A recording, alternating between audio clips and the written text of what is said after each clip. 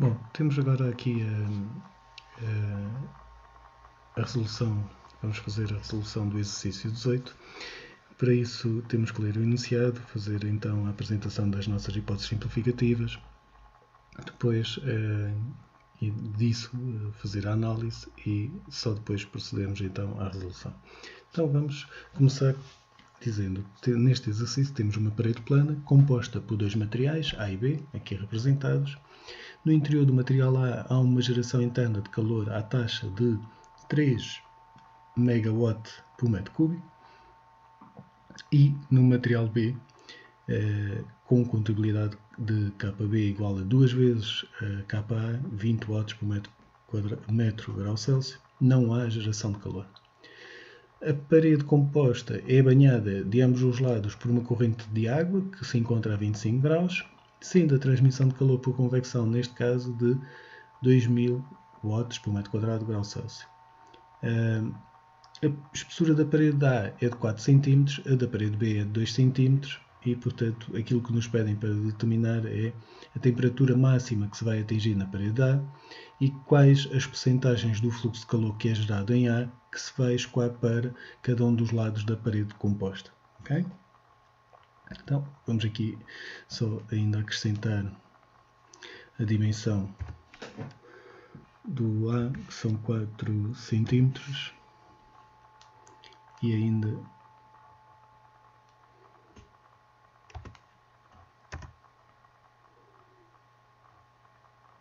a do B, que são 2 cm.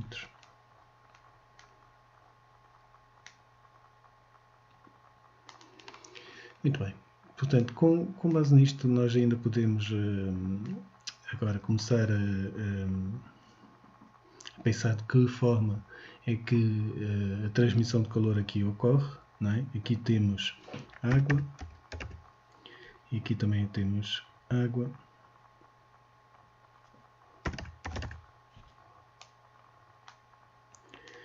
Cujo coeficiente de convecção, aqui aproveitar para colocar H igual aos 2000 watts por metro quadrado grau Celsius. Bom, neste caso ainda temos como dados auxiliares K do material A é igual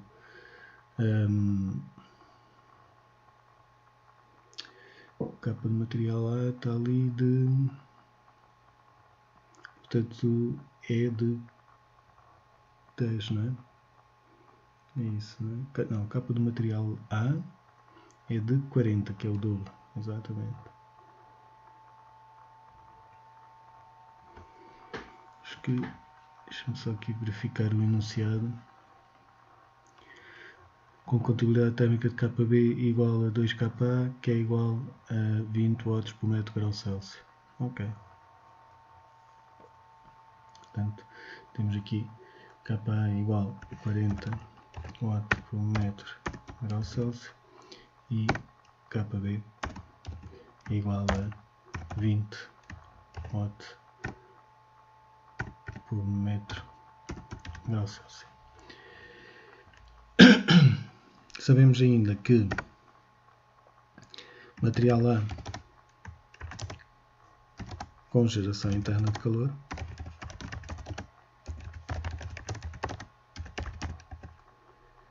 material B sem geração interna de calor.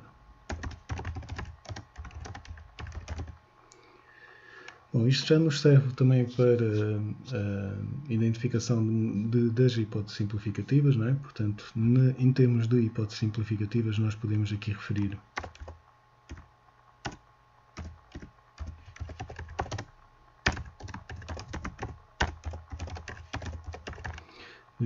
que temos condução de calor unidirecional com geração de calor em A e sem geração de calor em B. Estamos a fazer a análise, ou iremos fazer a análise em regime permanente. Sabemos ainda que Para além de termos isto é coordenadas cartesianas,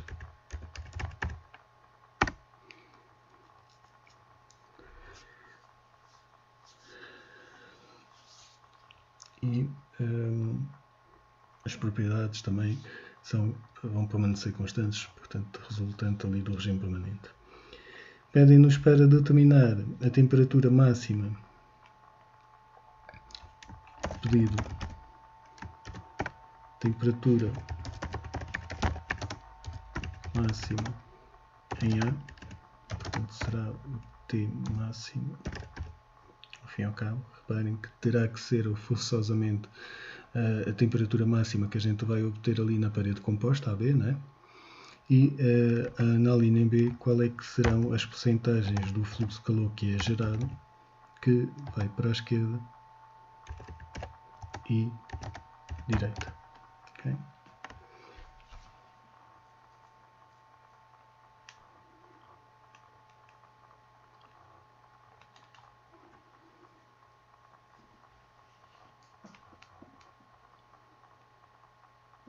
Vou ter aqui a hipótese de fazer aqui uma moldura.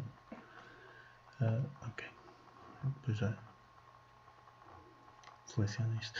Portanto, estão aqui apresentados os dados do nosso problema. Sabemos ainda que a temperatura da água é de 25 graus.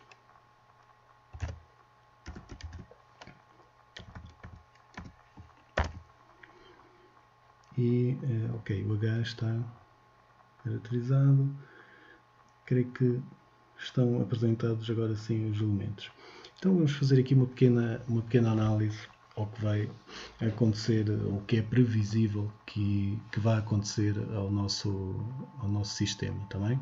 Vou aqui aumentar, fazer aqui um zoom, só para percebermos que, ora, se este material A tem geração interna de calor, aquilo que irá ocorrer, possivelmente, é alguns no seu interior, e reparem, se eu tivesse o mesmo fluido em ambos os lados do material A, se só tivesse um material, o que é que eu já à partida saberia? Saberia que este máximo iria ocorrer no meio desta parede, portanto, quando tivéssemos o x, né, igual a 2 centímetros. Este seria o local onde iria acontecer o máximo. E depois iríamos ter uma distribuição de temperatura parabólica, né, até ambos os fluidos que banhavam aqui o nosso sistema. Ora, no caso, como nós temos o material B, o que é que isto origina? Origina que nós vamos ter uma deslocalização deste ponto central, alguns para onde? Para o lado esquerdo ou para o lado direito? Como eu já estou aqui a fazer, é para o lado direito. Tá bem? Portanto, e porquê? Porquê que vamos ter essa deslocalização? Vamos ter essa deslocalização porque apresentamos aqui uma resistência. Ora, se há uma resistência, esta temperatura tende a encostar-se mais a este que aqui está. E então, o nosso, ao fim e ao cabo, o nosso centro, nós vamos ver isto, irá deslocar-se alguns para aqui. Depois, se nós pensássemos agora num perfil de temperatura, aquilo que iríamos ter possivelmente é algo, imaginando assim, desculpem, deveria ser a atingir aqui o máximo, e depois algo simétrico, ok? A ocorrer aqui deste lado, até o material B. Aqui tentar apagar só aqui esta parte, muito bem. Agora vocês reparem, o que é que vai acontecer no material B? No material B nós vamos ter uma descida de temperatura, em princípio será até uma temperatura inferior àquela que se vai atingir aqui no material A, e depois, por fim, vamos ter aqui a transmissão de calor por convecção até se atingir a temperatura dos 25 graus, não é?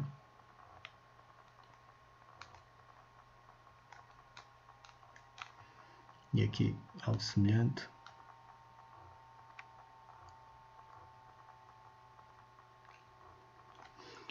Ok, muito bem. Bom, posto isto, temos aqui uma representação que nos elucida de que forma é que será então a distribuição da temperatura expectável. E ainda estamos a fazer uma pré-análise aqui ao nosso sistema. Agora vamos pensar, se isto daqui é verdade, de que forma é que nós podemos analisar o nosso problema. Bom, para a resolução, peço-vos que se recordem da... Ok, eu vou precisar aqui de introduzir uma equação e para isso vou aqui ao Excel.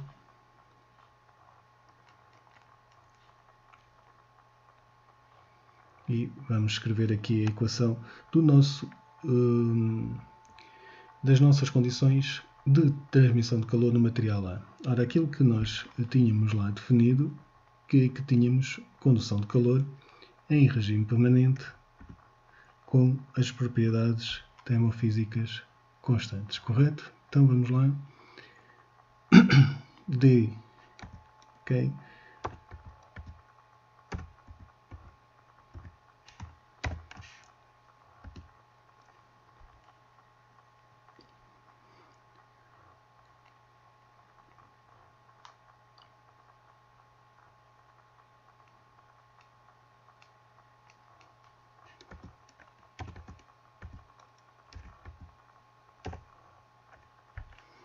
Ora, que temos agora o D2T sobre dx2 mais o fluxo de geração interna de calor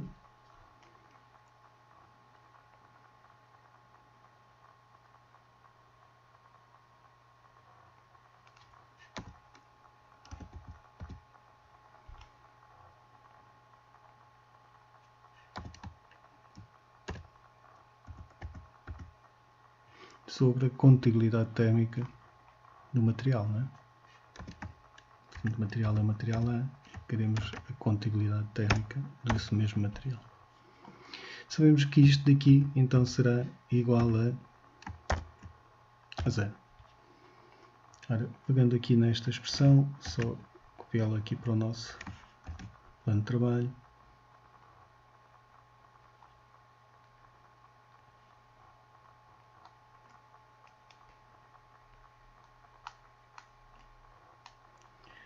Ok, gostaria aqui de selecionar.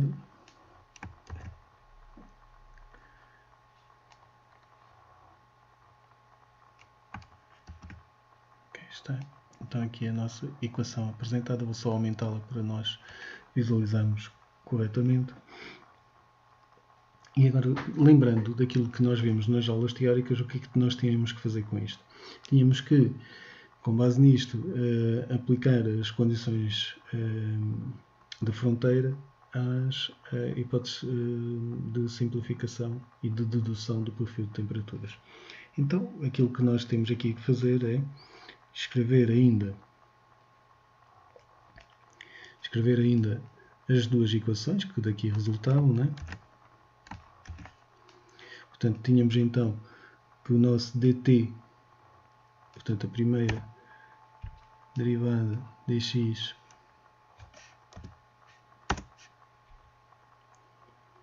seria igual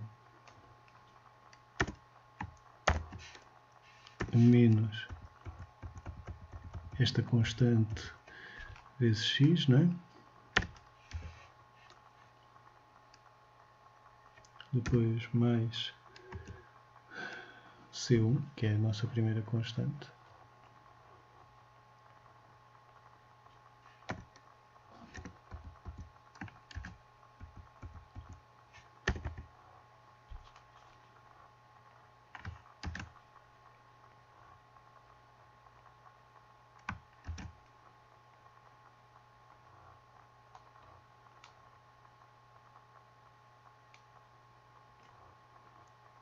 E depois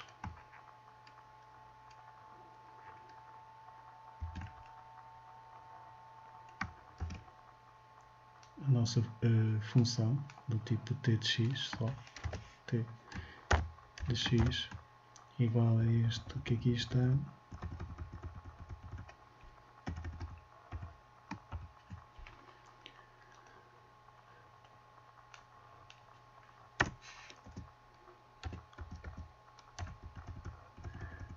C1 vezes x mais uma nova constante que é C2.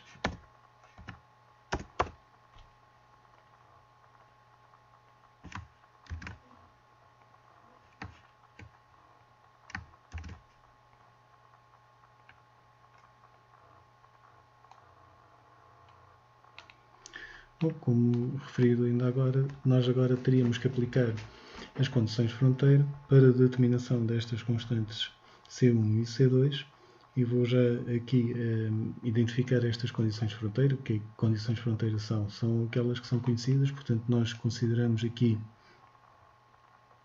a nossa origem, portanto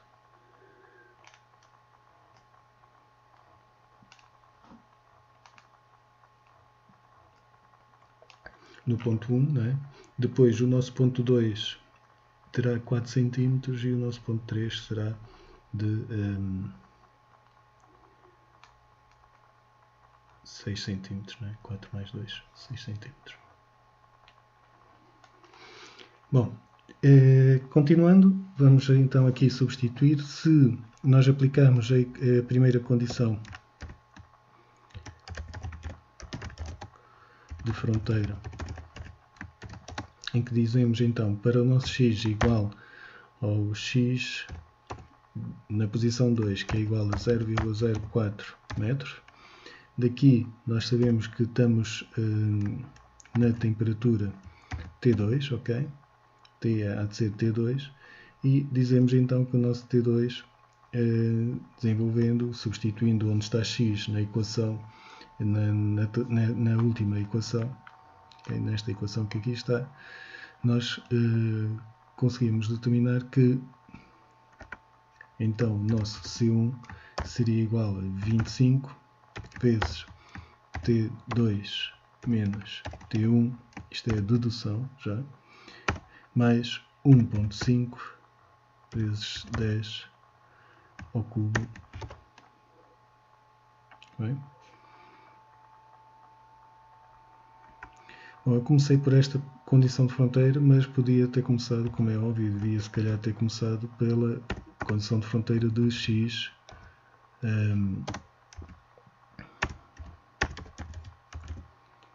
x igual a 0.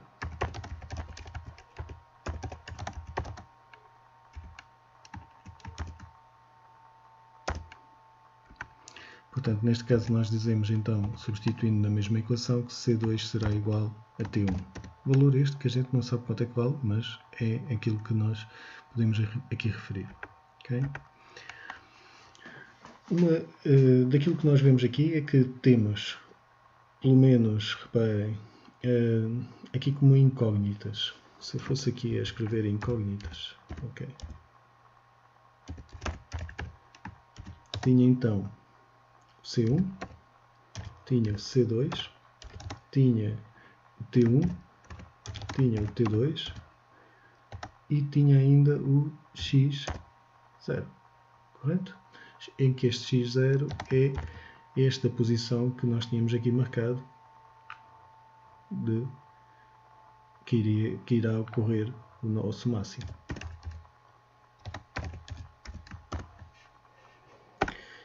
Ok, em termos de equações, eu tenho que ter um número suficiente para a resolução disto, não é? Portanto, já tenho aqui a apresentação de duas equações e tenho que continuar a encontrar algumas equações para permitir-me resolver este problema. Ora, a terceira seria então a do fluxo de calor gerado. Reparem que aquilo que foi pedido foi que determinássemos qual a percentagem do fluxo que é gerado que vai para a esquerda e vai para a direita. Então nós podemos dizer que ele será igual àquele que vai para a esquerda mais aquele que vai para a direita.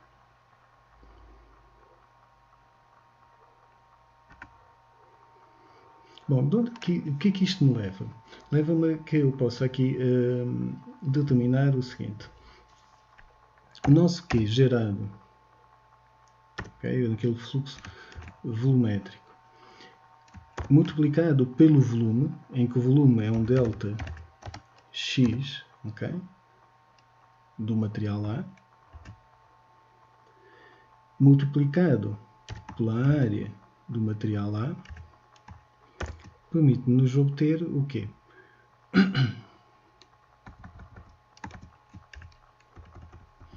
Permite-nos obter que o fluxo de calor que vai para a esquerda depois é libertado para o ambiente pela expressão da lei de Newton. H vezes A vezes T1 menos T ambiente. Okay? E há de então agora ter que se somar quem? Aquele que atravessa o material B. E portanto aquele que atravessa o material B será dado por A vezes um ΔT, T2 menos T ambiente, a dividir pela soma das resistências condutiva de B mais a resistência convectiva da direita. Okay? Bom, isto substituindo pelos valores respectivos, reparem que o único parâmetro que desta expressão não conhecemos é o T2, okay? E o T1. É aquilo, tudo o resto é daqui conhecido. Sabemos que o fluxo volumétrico, sabemos a espessura do material A, do material B, a condutibilidade térmica, portanto sabemos que a resistência condutiva de B é igual ao ΔX de B a dividir por K de B. A resistência convectiva do lado direito é dado por 1 sobre H, e portanto daqui nós poderíamos então obter uma expressão que finalmente, já simplificado, me dissesse que era igual a 85 menos, já estou a apresentar o resultado simplificado, T2 menos 25. Okay? Portanto já tenho então aqui uma terceira condição, 1, 2, 3. E agora vamos continuar a nossa análise pensando naquilo que temos aqui na imagem. Reparem, o que eu sei que acontece aqui em cima é que se eu fizer aqui o declive da função, eu sei que este declive é igual a 0. E o que é este declive? Este declive não é mais nem menos do que a derivada da função que nós temos ali, que é então dt dx. Então este dt dx eu já tenho aqui, é esta expressão que aqui está. Então eu posso recorrer a esta expressão e dizer que para x igual a x0, não é? Que é nesta posição, portanto a nossa quarta condição,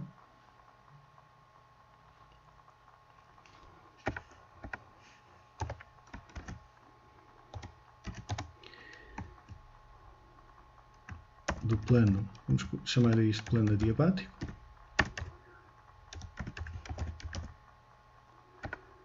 nós dizemos então que para x igual a x0, temos então o Q de condução igual menos K A, okay, vezes dt dx, tem que ser igual a 0. Portanto, nesta situação, o que estamos a referir é que o nosso dt dx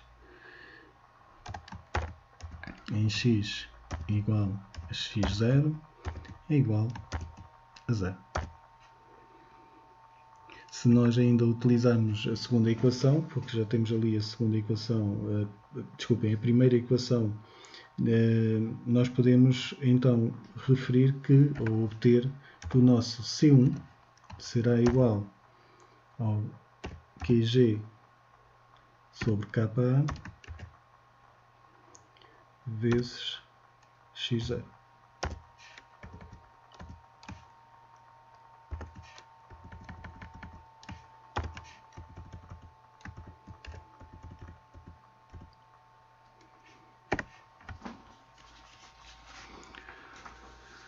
Muito bem.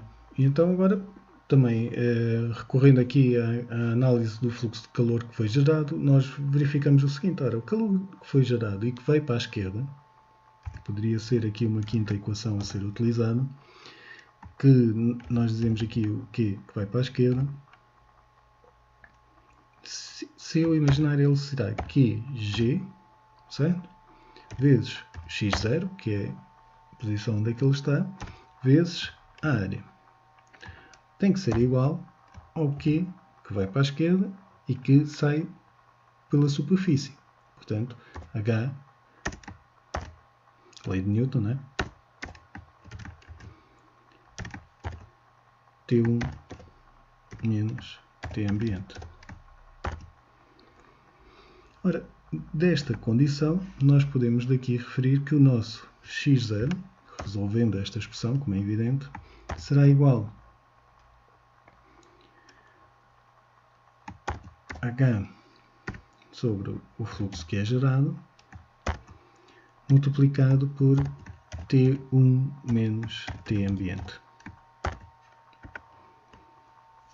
Bom, temos aqui então as equações necessárias para resolver o nosso sistema de equações e então vocês vejam que desta maneira nós somos capazes de então de determinar as constantes e agora vamos aqui pôr C1, o resultado que vocês depois irão obter, 2 vezes 10 ao cubo, portanto 2000,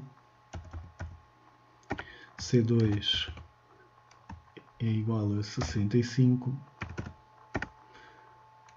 T1 é igual a 65 graus, T2 é igual a 85 graus e a posição do x0 será igual a 0.0267 metros. Então vocês reparem que este valor que aqui se encontra está de acordo com a nossa análise, que é dizer que a posição do máximo ocorre ligeiramente depois do ponto central do material A. Portanto, fazendo sentido à nossa pré-análise que tínhamos anteriormente feito. Não é? Com isto, vocês reparem, já determinamos qual é a temperatura máxima na parede? Ainda não. Portanto, basta agora chegarmos aqui, chegarmos à equação do nosso T de x e agora substituir com as constantes C1 e C2 por x igual a 0,0267. Neste caso vamos obter então como resultado da temperatura máxima o valor de 91,7 graus. Okay? Bom, agora para a resolução da linha B. Para a resolução da linha B nós podemos agora pensar de que forma é que aquele calor que é gerado se vai distribuir. Nós, ao fim e ao cabo, já aqui quase que fizemos esta análise, não é? Nós dissemos, reparem, nós dissemos então, linha B, que o Q da esquerda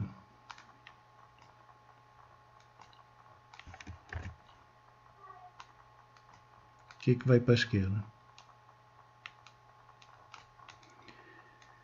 Sobre o que é gerado, vamos aqui escrever sobre aquele que é gerado, vamos substituir também pela sua expressão, seria igual então aqui ao fluxo QG, fluxo volumétrico, como é evidente, vezes o x0 vezes a área.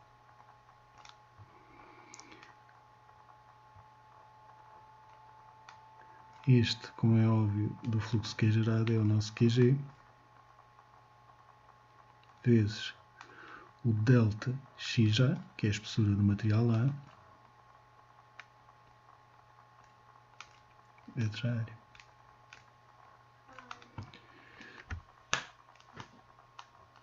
Portanto, neste valor vamos obter então a relação entre, reparem, o fluxo gerado corta com este fluxo gerado, esta área é a mesma, não é? Portanto, podemos aqui verificar que fica apenas x0 sobre o delta xj.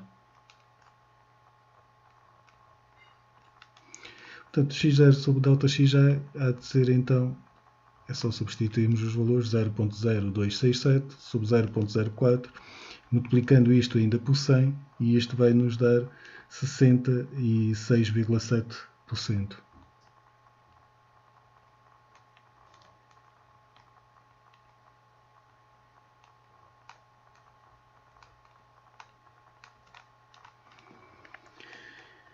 Muito bem, claro que se este é o fluxo que vai para a esquerda, o remanescente vai para a direita, né? E também faz um bocadinho sentido. Vamos aqui analisar se nós temos, então, um material que gera calor e que de um dos lados é-lhe colocado um material que não gera. Ora, este material apresenta uma nova resistência, certo? Esta nova resistência faz com que o fluxo de calor, o quê? O que é que ele diz? Bem, eu vou para o lado que me oferece menos resistência. Claro que 2/3 é a conclusão que a gente chega. Vai para o lado da esquerda e apenas 1/3 vai atravessar aquilo que aqui se apresenta ainda como material B. Está certo? Bom, espero que tenham entendido. Obrigado.